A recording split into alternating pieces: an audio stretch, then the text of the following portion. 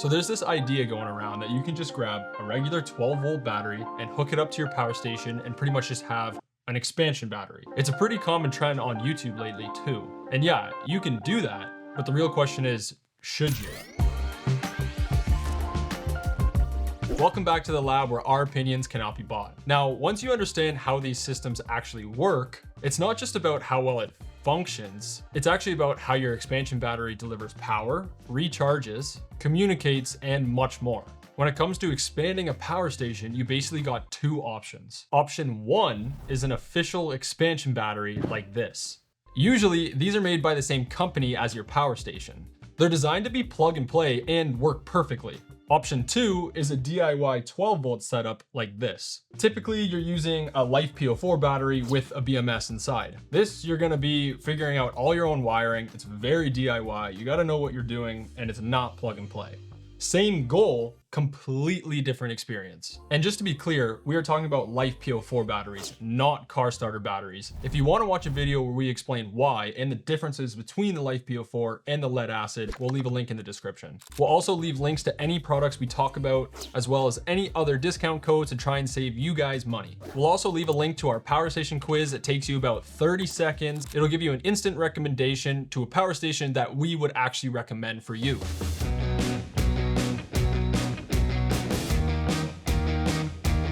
Starting with the DIY option, this is the route many people are going because it seems like a cheaper way to achieve the exact same thing.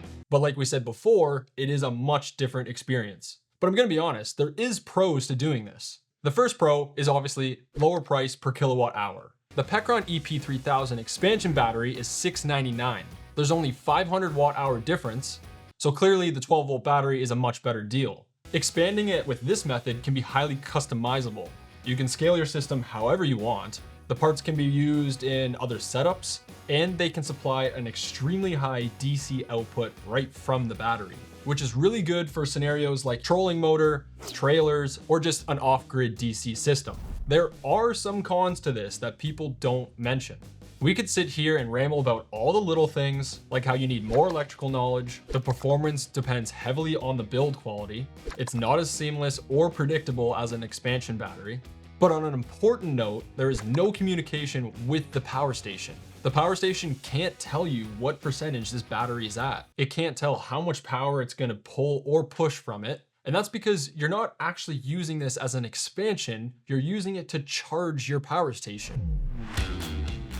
See, when you plug this in, you'll actually see it start charging as an input. It's not actually an expansion. The battery percentage never changed, but it's showing that we have an input of 108 watts. So now look over here with an official expansion battery. When I plug it in, now it shows a little indicator that it's connected and the percentage has changed to 98%. So it's showing you the percentage of the entire system.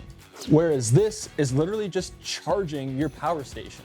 It's not a true expansion like this one. The first biggest issue is that this doesn't even work with this power station. Come look right here.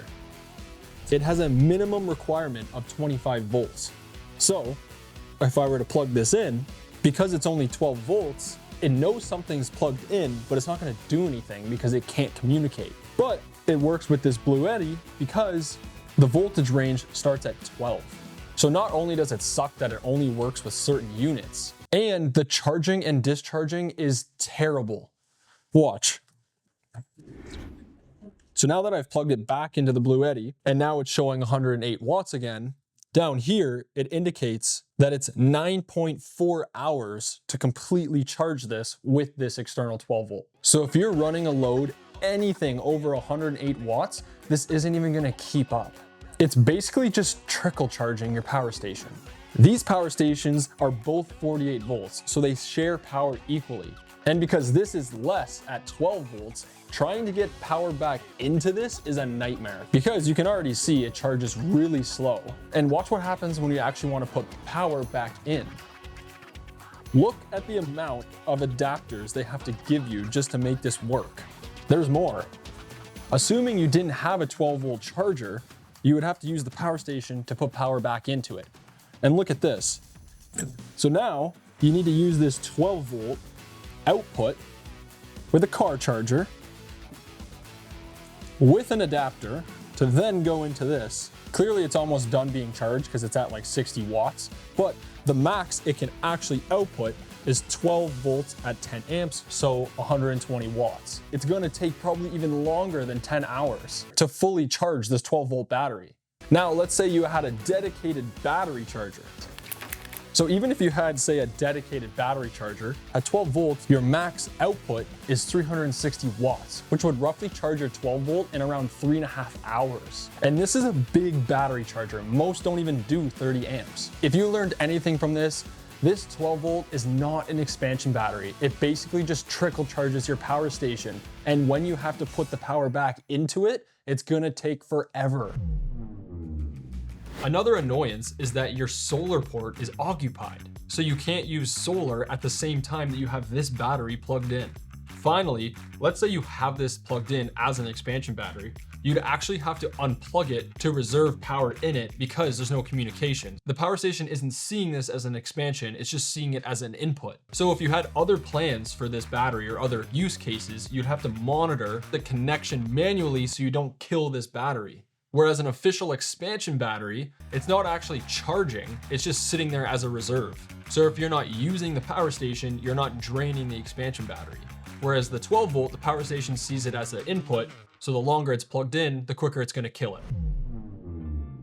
Jumping into the pros with the official expansion battery. It's plug and play, it's got a nice cord, it comes with it, it registers on the screen, it fully integrates itself with this power station as if it was just one big unit. It's designed to discharge and charge in sync. Whereas the 12 volt, it just trickle charges your power station.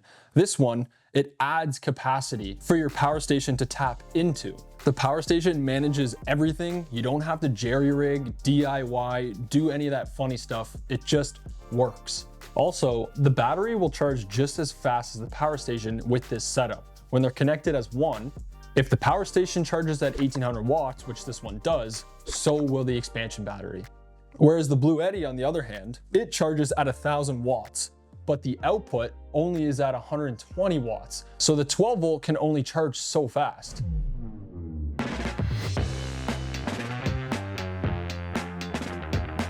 There is cons to a system like this though. It's more expensive up front, and you're locked into one ecosystem. Like this won't work with other brands such as EcoFlow. Typically they're limited to being only expansion batteries, whereas this one does have DC output, which is pretty rare, but even this one is being discontinued. But clearly, there's a lot less cons. At the end of the day, which one's best for you? I would recommend going with an official expansion battery if you want zero hassles, everything's fully integrated, and you need to be able to rely on it. Whether you're using it as backup, you're going camping, or even need it for work, you don't want to jeopardize your extra stored energy. You basically just want a system that works.